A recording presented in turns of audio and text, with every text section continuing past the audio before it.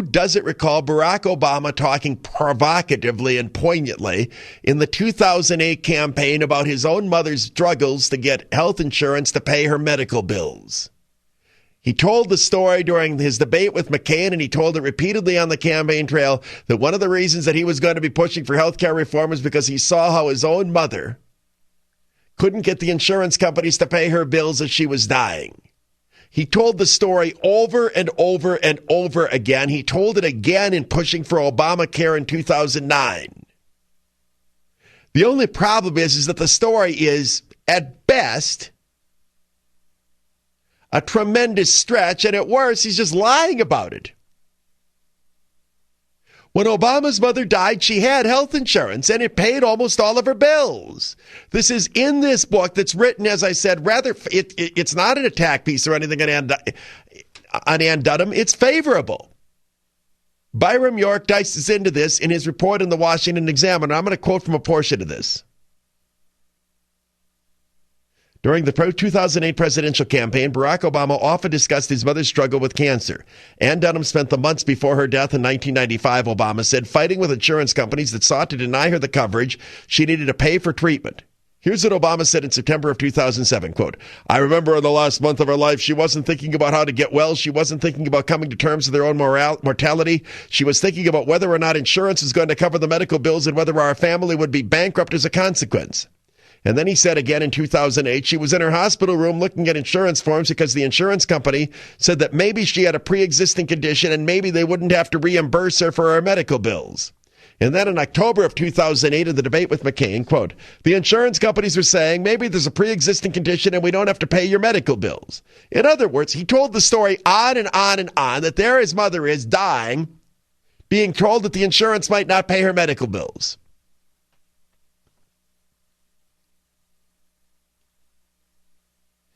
York's report continues as he then reports on this new book written by Jenny Scott, a former reporter for the New York Times, about Ann Dunham, Obama's mother.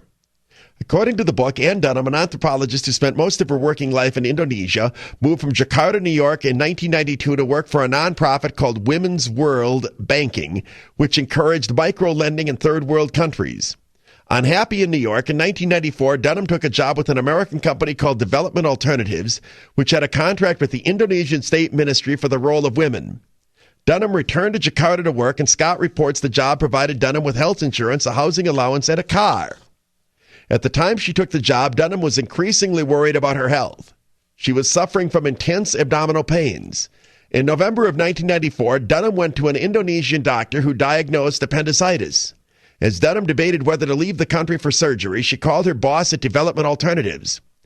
Quote, you've got health insurance. That's taken care of, the boss told her. We can cover the airfare. Dunham decided, however, to stay in Jakarta where she underwent an appendectomy. But the pain did not go away, and Dunham feared, correctly, that she was terribly ill.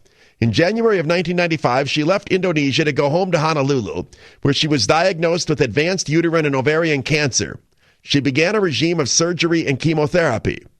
That is the time during which Obama says his mother battled insurance companies to cover her illness. But Scott, that's the author, who had access to Dunham's correspondence in the time, reveals that Dunham unquestionably had health coverage. Quote, Ann's compensation for her job in Jakarta had included health insurance, which covered most of the costs of her medical treatment, Scott writes. Once she was back in Hawaii, the hospital billed her insurance company directly, leaving Ann to pay only the deductible and any uncovered expenses, which she said came to only several $100s a month. Scott writes that Dunham, who wanted to be compensated for those costs as well as for her living expenses, filed a separate claim under her employer's disability insurance policy. Let me interject. So now the story's starting to change. In fact, what we learned is that Obama's mother had virtually all of her medical bills paid except for the deductible, and it didn't pay her living expenses. She wanted those covered too. Well, as we all know, those aren't health insurance issues. When you have a disability problem, that's where disability insurance comes in. Byron York's story continues. Scott writes that Dunham, who wanted to be compensated for those costs as well as for her living expenses, filed a separate claim under her employer's disability insurance policy. It was that claim with the insurance company Cigna that was denied in August 1995 because Cigna investigators said Dunham's condition was known before she was covered by the policy. Dunham protested the decision, and Scott writes, informed Cigna that she was turning over the case to my son and attorney Barack Obama. Cigna did not budge. In September 1995, Dunham traveled to New York for an evaluation at the renowned Memorial Sloan Kettering Cancer Center. Returning to Hawaii, she began a new course of treatment. She died in November. A dozen years later, her son turned her ordeal into a campaign pitch for national health care. But the story Obama told, Scott's right, was abbreviated. The abbreviation was to leave out the fact that Ann Dunham had health insurance that did pay for her treatment. Though he often suggested that she was denied health coverage because of a pre-existing condition, Scott writes, it appears from her correspondence that she was only denied disability coverage. That's a different story altogether, one the president never told. Isn't that fascinating? Hardly anybody's going to find out about this story. The fact of the matter is that Obama milked this story about his mother supposedly not getting insurance companies to pay her bills because she had a pre-existing condition. In fact, while she did have a pre-existing condition, virtually all of her health bills were paid. The only dispute was over disability insurance. Disability insurance and access to it isn't even part of Obamacare. It's a totally separate issue. Now, for those of you who don't know what disability insurance is, some people have it, some people don't. Most people who have it buy it through their work. There's short-term disability and there's long-term disability. One of the big insurers for disability insurance is the one that is Aflac. They do the TV commercials. That's what they're talking about. You know, the one with Yogi Berra that they've been running for 30 years. Pays for your work when you can't work or whatever it is. That's what it is. That's what disability insurance is. Short-term disability is for people who can't work for 7 or 8 weeks.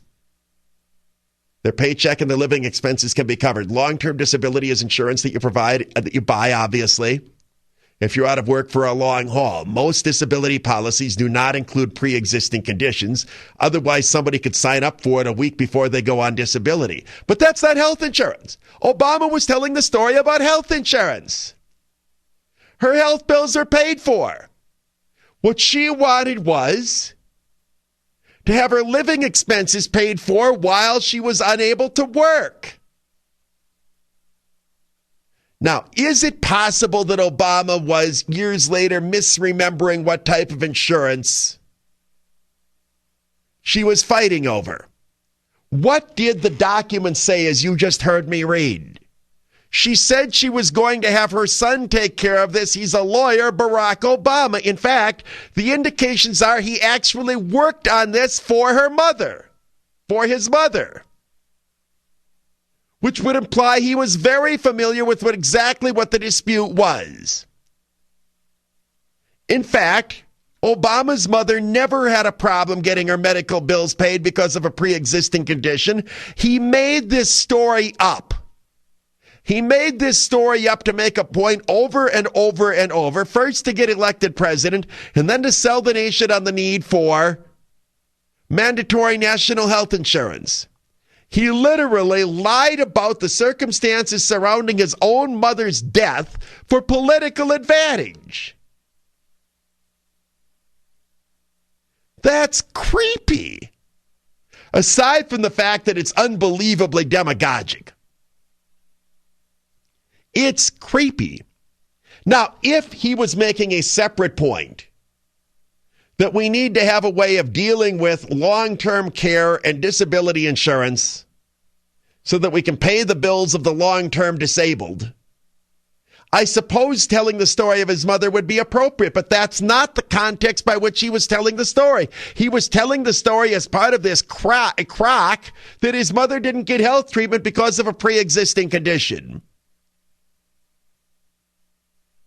I, in fact, in general, don't think health insurance should cover pre-existing conditions aside from the disability insurance question. But that wasn't the case of Barack Obama's mother. But what does that say about the guy? I mean, Clinton would lie about anything for his own purposes. You didn't really have the impression that Obama was like that.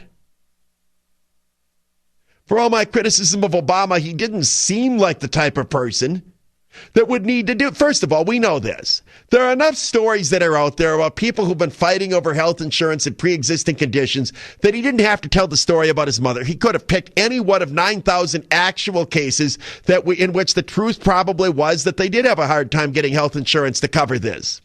He chose his mother because it made the story more poignant and provocative. The problem is he chose a story that wasn't true.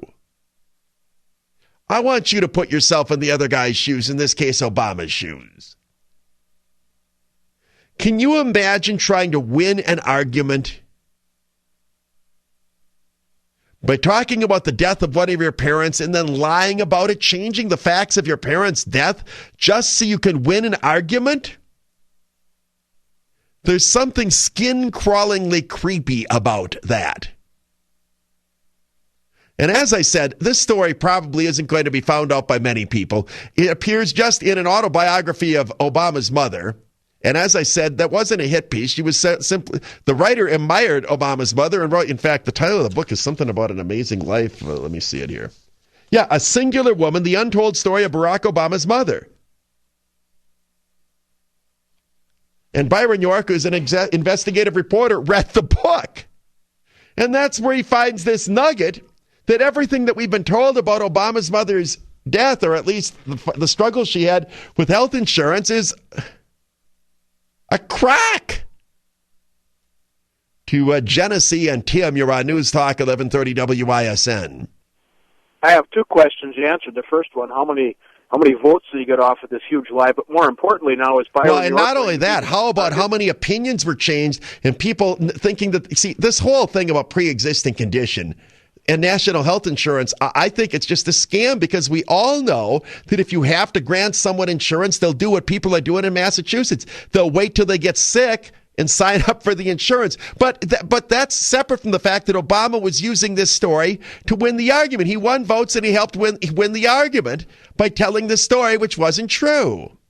Absolutely. Now, what about the federal HIPAA laws? Where did they get this information? Is he going to be the object of a protracted lawsuit over that? Well, he was, according to the story, he was her lawyer. So he would have knowledge of it. And the author of the book, she was writing the book. She got access to all of Ann Dunham's papers, so that's how she was able to find this out. And it doesn't look like she was doing anything other than writing a thorough biography of Ann Dunham. She wasn't out there to debunk Barack Obama. According to York, the story is just buried in the book as one of the many details about the woman's life. But we find out that this story, and I mean, everybody remembers it. He used that thing during the debate with McCain. The timeline that York has, that he was telling this story for an entire year. He kept repeating it over and over and over again. He talked about it when he was pushing for Obamacare, my own mother, pre-existing condition, on and on and on. And in fact, the only thing she was being denied was a disability insurance policy that all of her health bills were paid. Well, you know the old saying, if you tell a lie long enough, everybody thinks it's a truth. Well, and you start believing it to be true. And nobody ever looked into it. There's a lot of, first of all, it doesn't seem like the kind of thing he'd have to lie about, because there are probably enough people who fought with their insurance company over this that it was conceivably true. He could have, however, used, politicians talk all the time. They'll find, here's Greg in Des Moines, Iowa, and he grabbed onto his mother because it made it a better story. The problem is that it's just not true. To Dave in Gurnee, Illinois.